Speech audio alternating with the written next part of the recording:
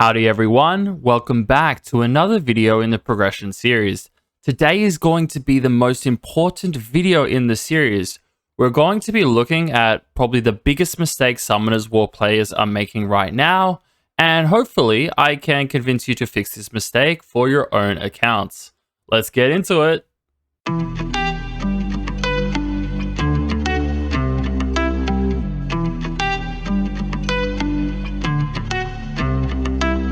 Let's have a quick look at the progression chart to see where we're at. By now, you have your farmer, you have a Giants B12 team, and you've been clearing TOA and TOA hard as high as you can go. Now, you're ready for the next step. Let's do this. Before you do anything else, stop. Okay? Take a big, deep breath. Clear your mind. And stop building your goddamn Tricara teams. This is not the next thing you should be doing in Summoners War right now. I'm tired of seeing people making this mistake. Honestly, farming ancient runes as soon as possible should be a priority on all accounts. When it comes to Dimensional Hole energy, you only have two choices on how to spend it. You can 2A monsters, or you could farm for ancient runes, grinds, and enchants. Once you have your Giants B12 team up and running, there is really no other reason to 2A any other unit until you start working on clearing TOA hell, building siege teams, or doing arena and RTA.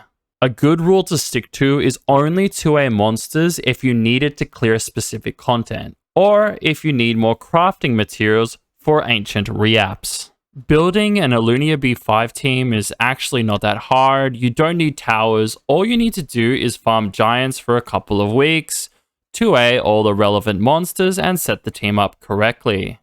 You might be wondering, why exactly should we be farming this? Ancient runes improve an account's overall rune efficiency by a ridiculously huge amount.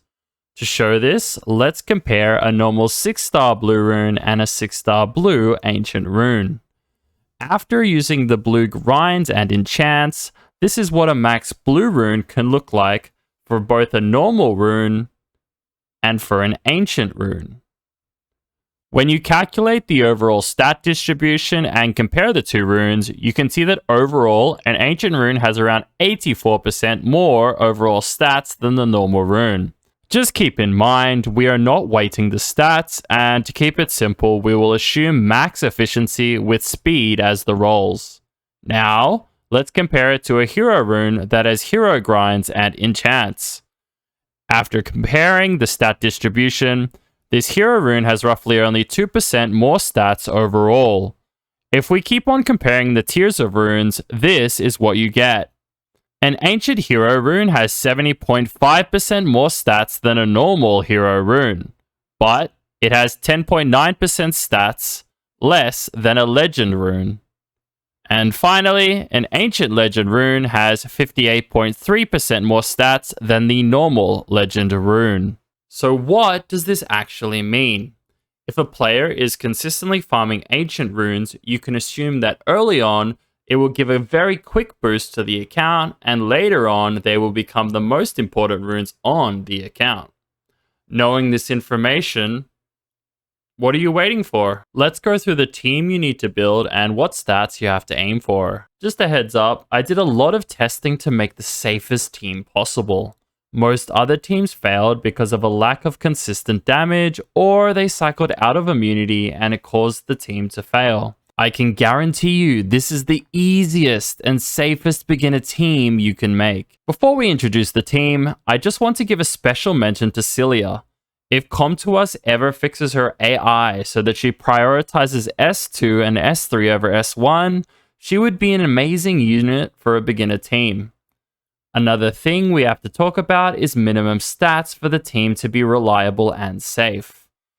All units in the team should have over 25k total HP and at least 1k total defense. This is super important for surviving the second minion wave and the third boss wave. Any unit that needs to land a debuff will require at least 34% accuracy to reach the maximum for this dungeon, If you don't reach these thresholds, the chances of success will be much, much lower. The first monster in the team, and also the leader skill, is 2A Bernard.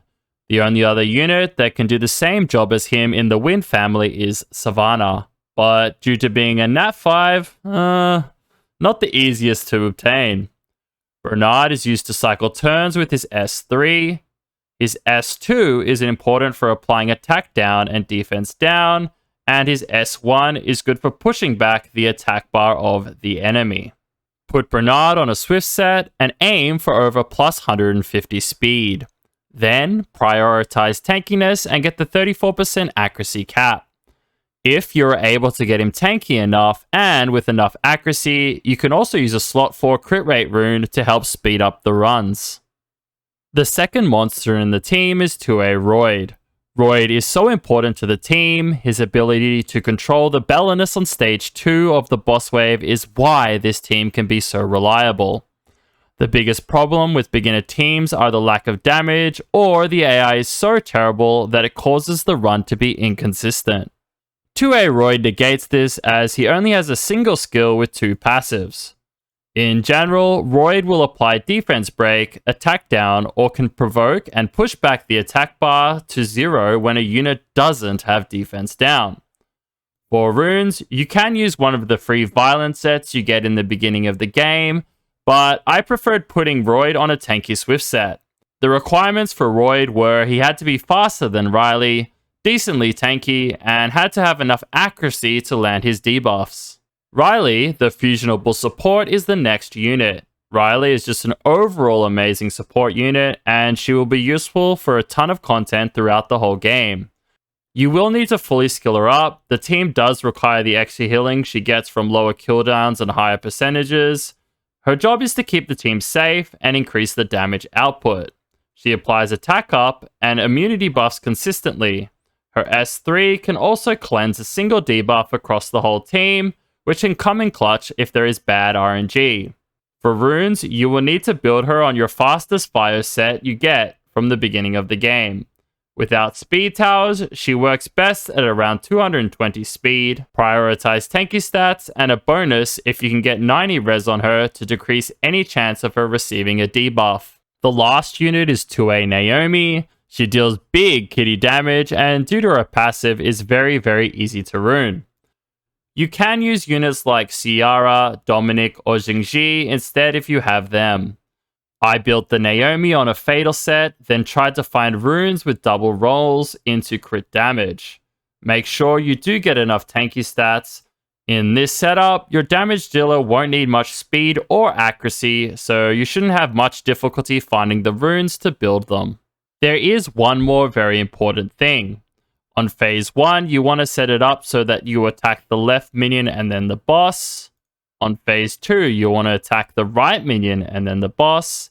And then on phase 3, once more, you go for the right minion and then the boss. This is going to ensure the fastest and the safest times. The team is around 99% success rate. It can fail here and there due to really bad RNG, but in general it seems quite fine. I have done around 500 runs now, with maybe only 5 or 6 fails, so the team is very consistent and safe. The team runs around 3 minutes to 3 minutes and 30 seconds. I get a lot of people asking me about the other Ancient Rune dungeons and honestly why Alunia. To be fair, you can actually consider the other dungeons depending on your playstyle and what you want to achieve in the game. Currently, I think Alunia is the best dungeon to farm overall. I personally value the rune sets here higher than the other options.